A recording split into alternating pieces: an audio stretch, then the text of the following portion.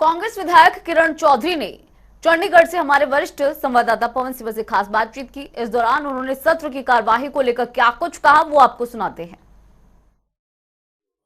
हरियाणा विधानसभा के मॉनसून सत्र की कार्यवाही अनिश्चितकाल के लिए स्थगित हो गई है, लेकिन ये मॉनसून सत्र किस तरह का रहा है, इस पर बातचीत करने के लिए मेरे साथ कांग्रेस की वरिष्ठ नेता और विधायक किरण चौधरी हैं। मैम, मॉनसून सत्र 3 दिन का था और अनिश्चितकाल के लिए स्थगित हो चुका है, लेकिन तमाम जिन मुद्दों की बात आप सदन की कार्यवाही शुरू होने से पहले कर रहे थे, उन मुद्दों पर कितना आप बात रख पाए, कितना आपको मौका जो है वो दिया गया? 3 दिन के सेशन के अंदर कितना मुद्दे आप रख सकते हैं? अब आप मसलन तौर पे मैं आपको बताती हूँ कि मेरे 10 कॉलिंग अटेंशन मोशंस बहुत अहम मुद्दों के ऊपर थे।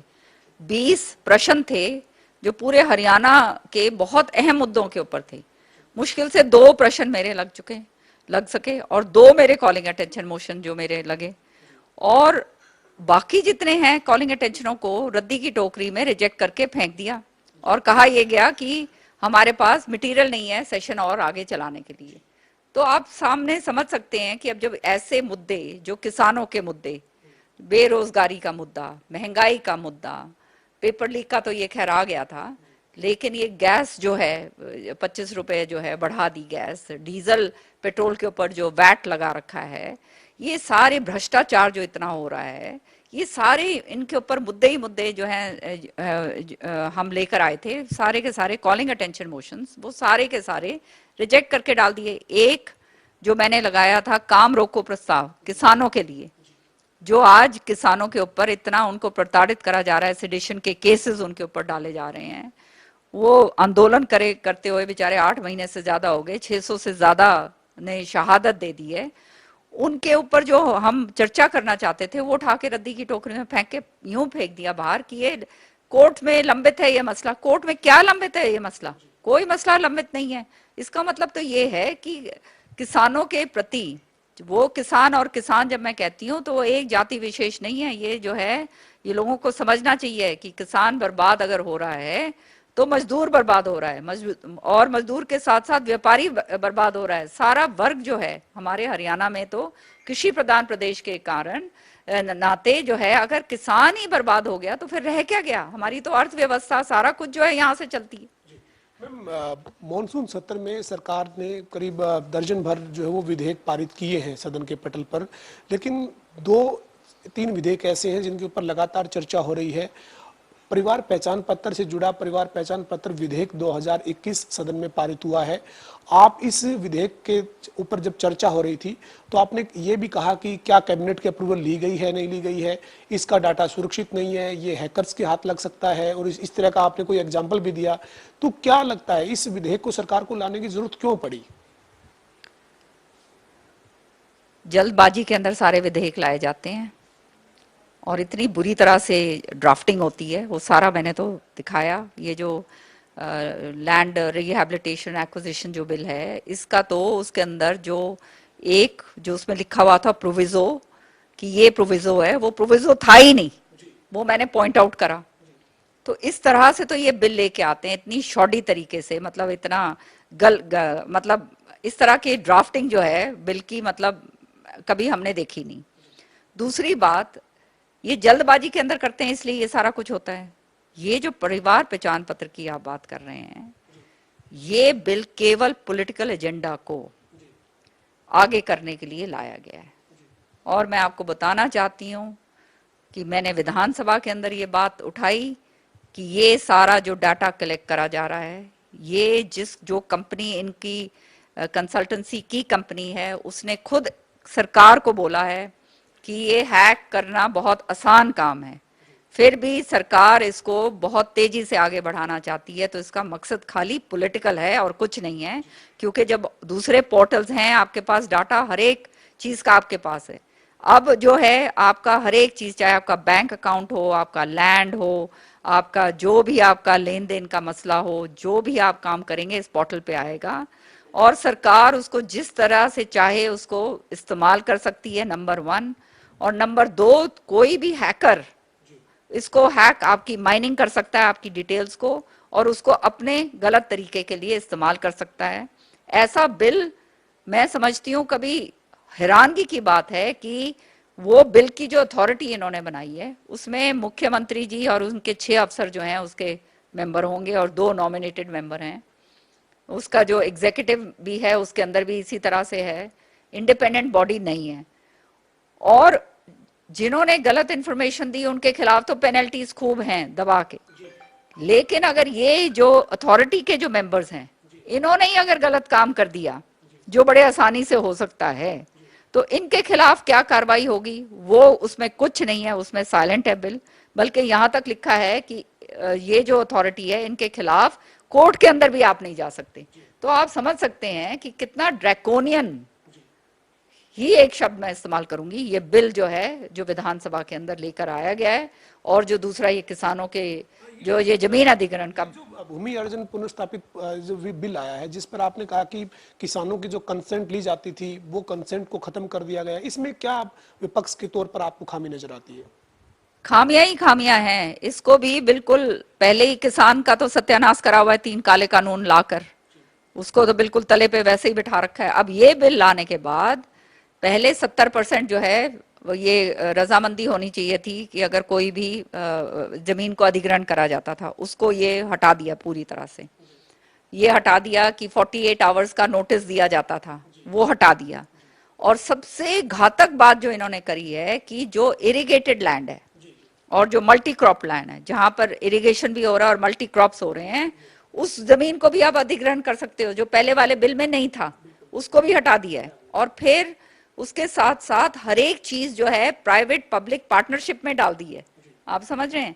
तो इसका मतलब यह है कि सारा कुछ तो आपने बेच ही डाला। जो एक ये मेरे ख्याल में तो जो मुझे लगता है कि ये किसी बड़े आदमी को बहुत बड़ा ये कुछ देने वाले हैं हरियाणा के अंदर, उसके लिए ये बिल लाया गया है।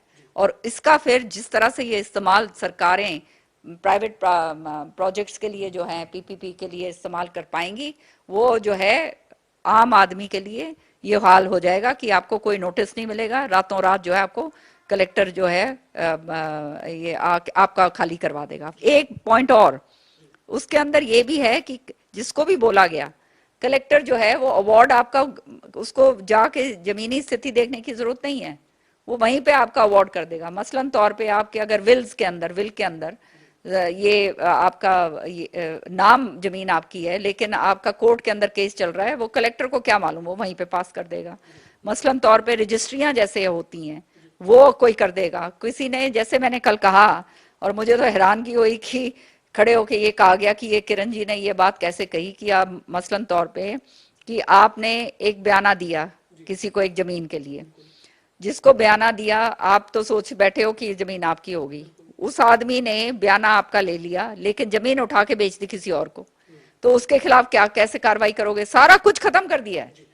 तो ये इस तरह से हालात करें इन्होंने। मैम इसके साथ ही पेपर लीक को लेकर सरकार एक कानून लेकर आई है। सरकार कह रही है कि हमने कड़ी सजा का प्रावधान किया है और अब जो है वो इस तरीके के जो पेपर लीकेज के मामले थे उन पर लगाम लग सकेगी। आपको इस कानून से कोई लगता है कि इस कानून के बाद जो है वो इस तरह के मामलों पर अंकुश लगेगा? ये कानून अभी नहीं है, तो कानून बहुत पहले लेके आना चाहिए था। डिटरेंट के रूप में ये कानून काम करेगा, ये तो अच्छी बात है। लेकिन जिस तरह से ये कानून को ड्राफ्ट करा गया है उसमें इतनी सारी खामियां हैं कि उसमें से भी जो है इनको आगे अमेंडमेंट करनी पड़ेंगी। तो अच्छा होता अगर ये सही तरीके से लेके आते, ये तो सर्वसम्मति से हमने पास करना था। लेकिन आज जो है जो इनका चयन है, सरकारी चयन जो कर्मचारी जो चयन है, उसके ऊपर सवाल या निशान उठते हैं कि ये इस तरह से काम करा जा रहा है। आपने कोई कार्रवाई आप नहीं कर रहे हैं। सीबीआई इंक्वायरी हम डिमांड कर रहे हैं, वो आप इसलिए नहीं होने दे रहे हैं क्योंकि पता नहीं अब किसके ऊपर पर्दा डालने की कोशिश करी जा रही है। जब पेपर लीक का पता चल जाता है जम्मू कश्मीर के अंदर 7 दिन पहले, उसके बाद पेपर होता है, तो आप समझ सकते हैं कि ये पूरी तरह से प्रश्न चिन्ह जो है ये कर्मचारी आयोग के ऊपर लग चुका है। 2 दर्जन पेपर पहले लीक हो चुके हैं और जो है क्या हालात रह गए हमारे बेचारे बच्चों के, जो बेरोजगार जो बच्चे हैं, जो मतलब मेहनत करते हैं, मेरिट के ऊपर अपना वो काम करना चाहते हैं, बेरोजगारी का आलम इतना है। आज जो है परचून की दुकानों के ऊपर जो है पर्चे बिकते फिर रहे हैं, तो क्या मेहनत करेगा बेचारा? मैम आप एक बार बार सदन में ये कहते कि मैं इस लेटर को टेबल करना चाहती हूँ, इसको रिकॉर्ड पर लिया जाए। आपने पहले पिछले दिनों ये भी कहा कि मुख्यमंत्री को आप एक पत्र लिख रहे हैं, क्या डॉक्यूमेंट है और उसमें आपने क्या मांग की है? ये परिवार पहचान पत्र के ऊपर जो है, ये मैंने एक चिट्ठी मुख्यमंत्री जी को लिखी, मैंने सारी फ्लैग करी कंसर्न्स कि किस तरह से इसमें सिक्योरिटी लीक हो चुकी है, किस तरह से केंद्र को लिखा गया है। इनकी एक MIETY ऐसे कोई कंपनी है, उसने लिखा है केंद्र को कि इसके ऊपर बहुत सिक्योरिटी कंसर्न्स हैं, ये नहीं होना चाहिए। उसके बावजूद जो है इतने जल्दबाजी के अंदर ये सारा कुछ कर रहे हैं, तो इसका मतलब स्पष्ट है कि ये पॉलिटिकल एजेंडा है, इसके पीछे कुछ ना कुछ। नहीं तो ये करने, और ये जो कह रहे हैं गरीबों को ये फायदा होगा वो फायदा होगा, गरीबों के लिए तो भैया पहले ही अंत्योदय योजना है, आपकी BPL योजना है, आपका ये जो है पानी मेरी विरासत वो है, दूसरे हर चीज की वो है। इसके अंदर तो बल्कि गरीबों को नुकसान होने जा रहा है। क्यों? क्योंकि जब परिवार का वो जो आपका वो सबका वो पता चल वो होएगा और ये कहेंगे कि वो 1.5 लाख से ऊपर जो अगर जिस परिवार के अंदर कमाई हो रही है तो उसका तो BPL कार्ड कट जाएगा। और मैंने विधानसभा में ये बात भी कही कि मैंने कहा परिवार के अंदर 5-6 लोग इकट्ठे रह सकते हैं। आज के दिन आप जानते हो परिवार जो है जिस तरह से होता है, लेकिन हर एक की कमाई लीनियर हो जाती है, सबकी अपनी अपनी वो है। वो अगर आप सारों को मिला के कर रहे हो तो जिसका बेचारे की कम है वो तो मारा गया। तो आपने ये इसी से जुड़ा हुआ वो लेटर टेबल करने की बात की? नहीं, मैंने परिवार पहचान पत्र के ऊपर जो सिक्योरिटी कंसर्न्स हैं, किस तरह से ये मिसयूज होगा, किस तरह से जो है इसके ऊपर मतलब इतना जबरदस्त ये जो डाटा कलेक्शन करा जा रहा है वो आम आदमी के लिए घातक होगा, वो मैंने टेबल करा है। अंतिम सवाल है मेरा, हरियाणा के विधानसभा के अध्यक्ष तो अभी भी ये कह रहे हैं, उन्होंने ये कहा है कि हमने विपक्ष को बहुत समय दिया है, विपक्ष को सबसे ज्यादा, सत्ता पक्ष से भी ज्यादा समय हमने मानसून सत्र में चर्चा के लिए दिया है।